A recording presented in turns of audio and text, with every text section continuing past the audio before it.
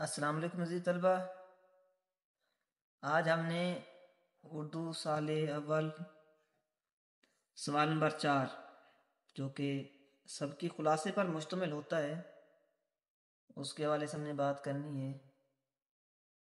Board pattern کے مطابق یہ سوال نمبر 4 2 سبقوں پر مشتمل سوال ہوتا ہے کہ ہمیں 2 سبقوں کے خلاصے دیے ہوتے ہیں، ان میں سے ہم نے کسی ایک سبق کا انتخاب کر کے اس پہ جامع خلاصہ لکھنا ہوتا ہے۔ عزیز طلبہ، سوال نمبر 4 میں 10 نمبر پر مشتمل یہ سوال جس کے نمبروں کی تقسیم 1 جمع 9 برابر 10 کے ہوتی ہے۔ اس میں سے ایک ہمیں مصنف کا نام بتانا ہوتا ہے، سبق کا عنوان ہمیں دیا ہوتا ہے، اور باقی 9 نمبر ہمارے جو ہے وہ خلاصے کے ہوتے ہیں۔ تو آج ہم نے چند ایسی باتیں ڈسکس کرنی ہیں کہ جس میں زیادہ سے زیادہ نمبر خلاصے میں سے لیے جا سکتے ہیں۔ یہ آپ کے سامنے جو پیپر موجود ہے، یہ پچھلے ہی سال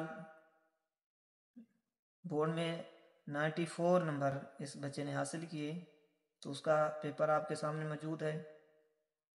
تو یہ چند اہم باتیں جو آپ نے خلاصہ لکھتے ہوئے احتیاط کرنی ہے تاکہ آپ کے نمبر جو ہے وہ نہ کٹیں۔ تو سب سے پہلے تو ہم نے سوال نمبر اوپر دینا ہے، جیسے یہ سوال نمبر 4 ہے، اس کے بعد سب کی خلاصے کی ہیڈنگ دینی ہے ہم نے، اور اس کو انڈر لائن کر لینا ہے۔ اس کے بعد جو اہم چیز سبق کا عنوان ہمیں دیا ہوا ہے، ہم نے سبق کا عنوان بھی لکھنا ہے، جیسے نواب محسن ملک۔ اس کے بعد ہم نے مصنف کا نام لکھنا ہے، مولوی عبدالحق۔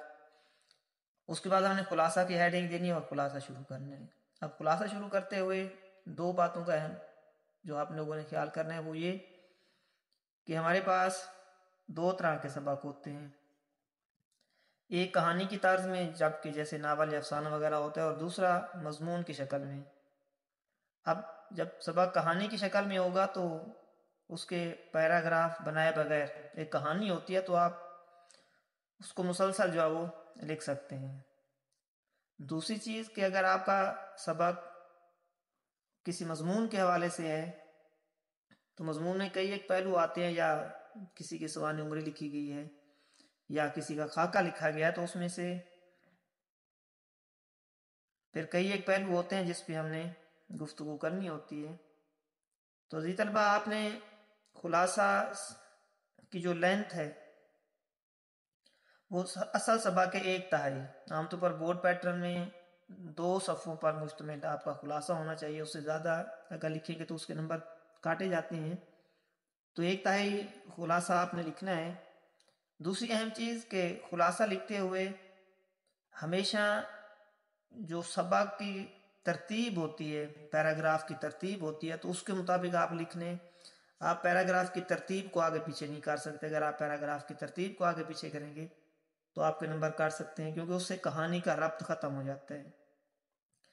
تیسری اہم چیز کہ اگر آپ پیراگراف کی شکل میں لکھ رہے ہیں یا بغیر پیراگراف کی شکل میں لکھ رہے ہیں تو ہر پیراگراف کے اندر 2 سے 3 لفظوں کو آپ نے مارکر سے ہائی لائٹ کرنا ہے، جیسے کہ یہ مارکر سے ہائی لائٹ کیے گئے ہیں۔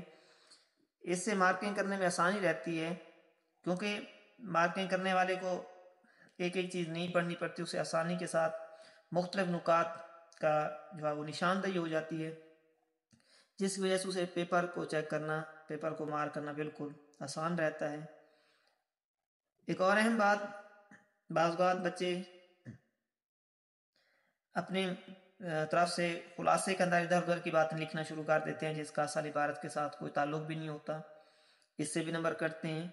ہمیشہ خلاصہ لکھتے ہوئے اسی ہی سبق کے متن کے گرد ہی آپ نے بات کرنی ہوگی، ادھر ادھر کی باتیں نہیں کرنی۔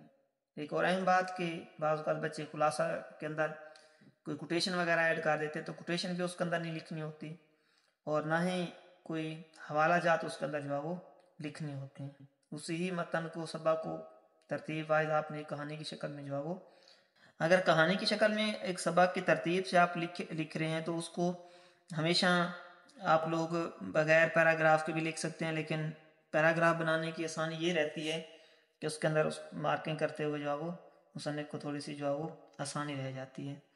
جیسے جس طرح سے یہ آپ کا سامنے ایک پیپر تھا، تو یہ 2 صفحوں پر مشتمل اس کا خلاصہ جو ہے وہ لکھا گیا ہے، اور میکسیمم اس میں سے کیا جی کہ 9 نمبر جو ہے وہ حاصل کیے جا سکتے ہیں.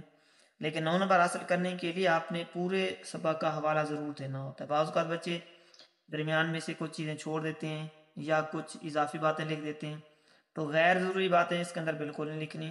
اپنے الفاظ میں آپ نے خلاصے کی ترتیب کو ذہن میں رکھنا ہے. تو اس ترتیب کو بنانے کے لیے آپ سبق کو پڑھتے ہوئے اس کے جو اہم نکات ہیں اس کو ترتیب سے لکھ لیں، تاکہ آپ کو خلاصہ یاد کرتے ہوئے جو وہ آسانی رہے.